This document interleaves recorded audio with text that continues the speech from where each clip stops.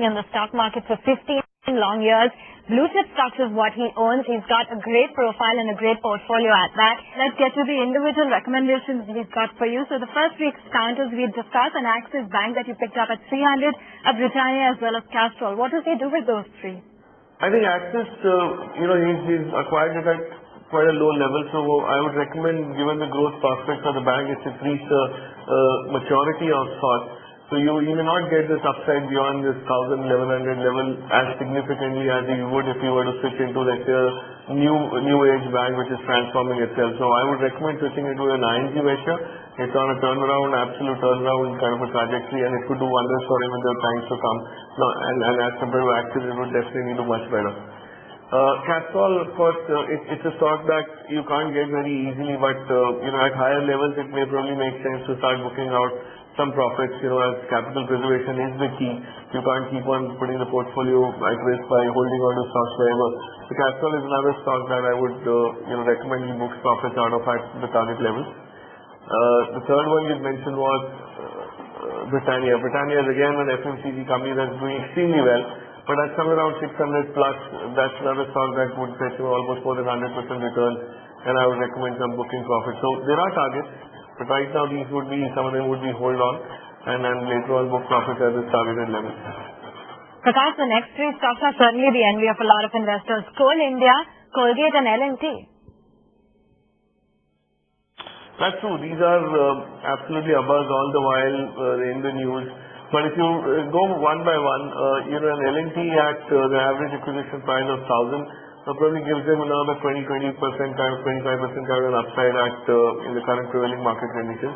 But given the fact that cap goods companies are under a lot of stress, he could probably re-enter at 1,000 levels if he has to book profits at current levels. So, the strategy would be to exit at the current market price, wait for it to correct closer to 1,000 levels and re-enter.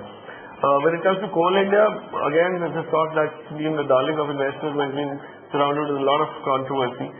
But I would believe at 335, it could again give him some value. It could probably be roughly about 12 to 15% of an upside from where he's acquired. And that could be a stable level to get some profits home. And the third one, of course, is the Colgate. That's a stock that you don't find very easily. And it's good to be staying put in this. But at 1350 levels is another, value from a valuation perspective where Colgate could start looking slightly stretched, which is still another 100, 200 rupees, 150, 200 rupees away from here. But 1350 is what I would recommend taking as a target. But till that, he holds on to it. Right, and Prakash, what do you make of his investment in Reliance Industries? That's the only one where he's losing out, and a Tata Motors as well as Tata Steel. Yeah, if you look at Reliance Industries, given the kind of sheer quantity that he's acquired, he's probably started acquiring at a very high level, and he's probably averaged out at almost more than double of what the stock currently is available at. So I would recommend that if he likes the stock, and there's nothing wrong with the company on a longer term basis, he could start averaging at closer to 700 rupees. The stock has reached even below 700 in recent times, and those are times when you could go out and accumulate, which would eventually bring his average prices down, and in the long run, in the next 2 or 3 years, he could see a significant amount of an upside of profit from that counter.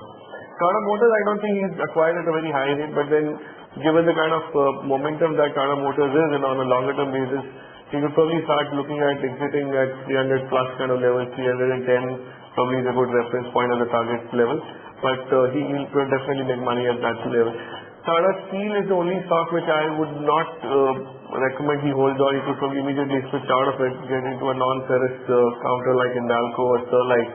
Sterlite, to me, is a very attractive stock. Would give you a strong upside of another 35% in the next 12 months from here.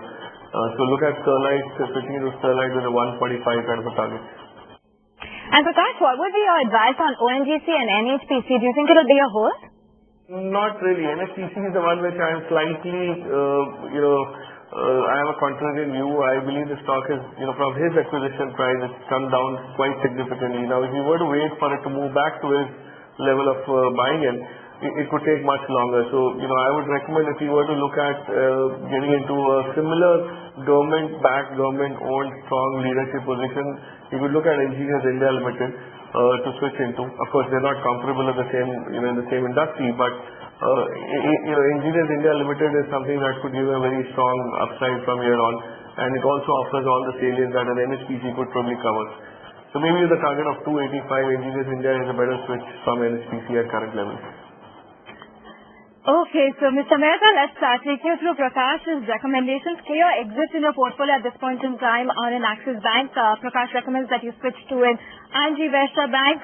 On the other hand, Tata Steel is also an exit. You could look at entering into a Sterlite Industries.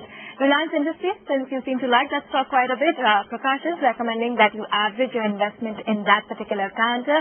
Hold on to your investment in Castrol as well as Coal India. In addition to that, Colgate as well is a hold at this point in time.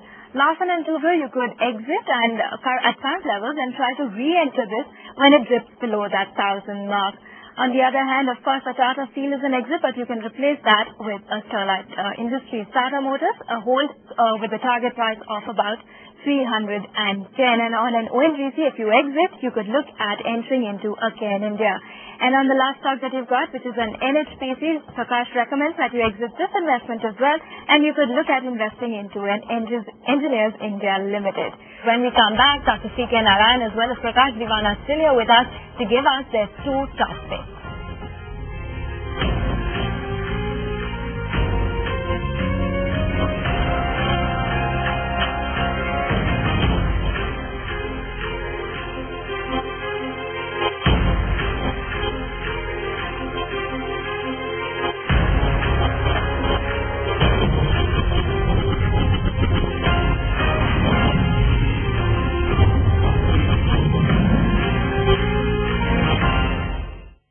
When you see that inflation is coming down, oil price has come down, our view is that the fiscal deficit will also, which was 5.9, will become 5.3 or 5.4. Things are inching up on the improvement side. They are not getting worse. That is the good news.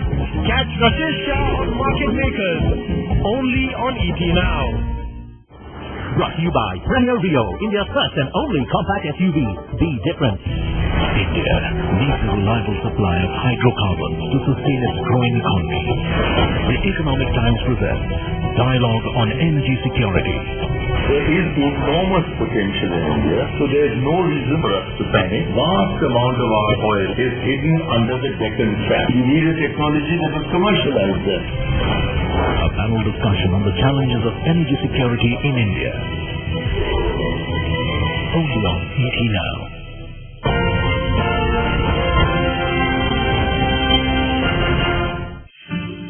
On the technical side, markets get driven by money, and we're seeing some foreign money come in, which is, I think, more momentum than long term.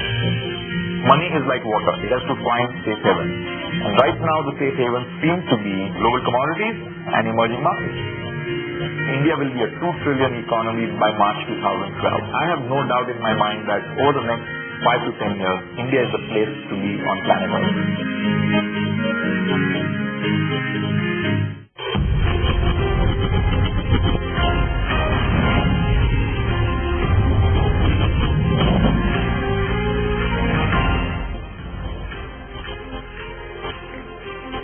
Great to have you back with us right here on Buy Now Sell Now Weekend.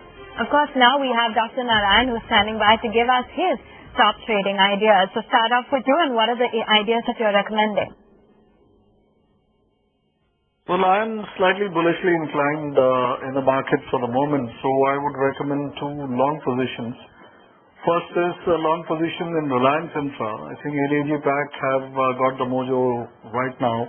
And Reliance Infra, after that big drive up, spent almost the entire week trying to consolidate those gains, and it's been looking up a bit. So if the market is favorable, I think it would make its way towards 550 from the current levels of about 520. That makes for a nice move upward, which could be traded with a long position. The second one that I would recommend is from the IT Pack. Not among the leaders, but the second rung, I would like to go long in Tech Mahindra, which has again consolidated nicely, has been in a bit of an uptrend for a while, and seems to be want to build on that further. So at the current level of about 700, I would like to go long in this with an expected target of about 730. Maintain about 1 to 2% stop loss on both the recommendations. And as mentioned, both of them have a nice upside target left. So these are the two longs for the week. Okay, so you could look at investing into a Reliance Infra as well as a Tech Mahindra. But Prakash, in these choppy markets, what value picks have you identified? Well, I've given the benefit of doubt again to the market and two long positions from stocks. These are not very commonly heard of. So the first one is Concord, used to be the darling of the market some time back, but for the last 4 or 5 years, it's been absolutely flat in terms of earnings growth. And that's one of the reasons there's been a little bit of a low profile activity around this counter. So what seems very promising in this stock is that it's sitting on a cash pile which is remarkably strong. The treasury income has been growing every year because they've not been able to expand. And the reason they've not expanded is they're utilizing only 40% of their capacity till date. So given the kind of growth headroom that it has in case there has to be any infrastructure spend, ports are one area that are definitely going to draw the attention from the government side. And if that were to happen, Concord is very well placed to actually leverage on this quickly. As compared to other players which would have to set up new capacities, Concord could actually be going from day one. So I think that's the stock. 68 rupees is the free cash that you have when you buy this share, and it could be very strong in terms of the long run. Given the next 12 months, I would probably put a target of around 1150, which is significant upside from here on. So that's the first stock. The second one that I have in mind is again a specialist company which is into water treatment. It's into desalination plants. It's into water treatment of a very different kind. This is called Watak Wabag. A couple of years back, it hit the IPO market. Wasn't very well acclaimed after that. But the company has been quietly building up a strong order book position. Particularly, it has done a breakthrough desalination project in the Chennai metro government. And now what they've done is they've actually pumped in seawater from a huge distance of about 6 kilometers plus, started treating the water which is utilized by the corporation for sanitation purposes. Now, if this were to do well, it's going to be very easy for the company to replicate this across different large metros. And in addition to setting this up, which is the EPC part of the business, they also have the maintenance contracts which run into years. 7 years is the common period that they get into these contracts. So there's a revenue stream which is very clearly visible. And recently they also bagged an order from Reliance Industries for the hydrocarbon, the water treatment units that Reliance would need in its refineries. So that's another area that's a breakthrough of sorts for Watak Wabag. It's a great multinational of Indian pedigree now. And at current valuation, it could offer a very quick upside. In fact, I'll be slightly liberal and saying 580 is the target in the next 6 months. Right. Okay, with that, we wrap it up right here on Buy Now Sell Now Weekend. Dr. Narayan as well as Prakash, thanks very much for joining in. And remember to keep sending your queries in. And of course, you can catch your favorite show, Buy Now Sell Now Weekend, at these times. Thank you so much for watching.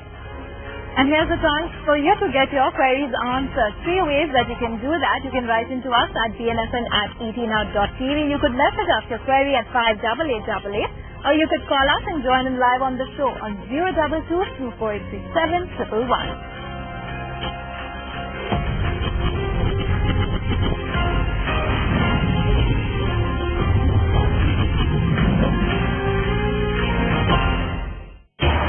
There is a broader problem of the global economy. My own view is that the kind of economic model that our world has used in the past is not really sustainable. This bubble is taking a much longer time to get ironed out.